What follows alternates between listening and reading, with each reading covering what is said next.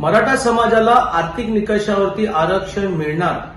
आज राज्याचे मुख्यमंत्री आदरणीय एकनाथजी शिंदे साहेब आणि माझे नेते राज्याचे उपमुख्यमंत्री देवेंद्र फडणवीस साहेबांनी सकाळी 8:30 वाजता पत्रकार परिषद घेतली।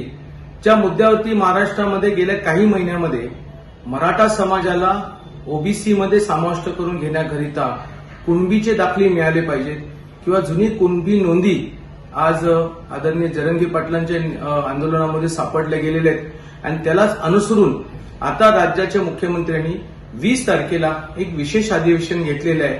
आज सकाळच्या पत्रकार परिषदेमध्ये त्यांनी काही सूचना केलेल्या आहेत, त्याच्याबद्दल मी मनापासून स्वागत करतो। आज स्वर्गीय आमदार अण्णासाहेब पाटील यांनी आर्थिक निकषावरती आरक्षण मिळावं या मूळ मुद्द्याला परत एकदा आज चालना मिळते।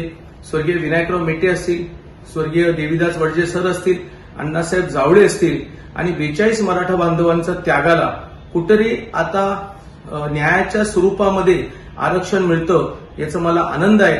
आता 20 तारखेच्या असणाऱ्या एक दिवसीय अधिवेशनामध्ये आपण सर्वजण आतुरतेने वाट पाहू की कायद्याच्या चौकटीमध्ये मराठा समाजाला आरक्षण आदरणीय मुख्यमंत्री आणि राज्याचं मंत्रिमंडळ आणि विधानसभा आणि विधान परिषदेचे आमदार देतीलच।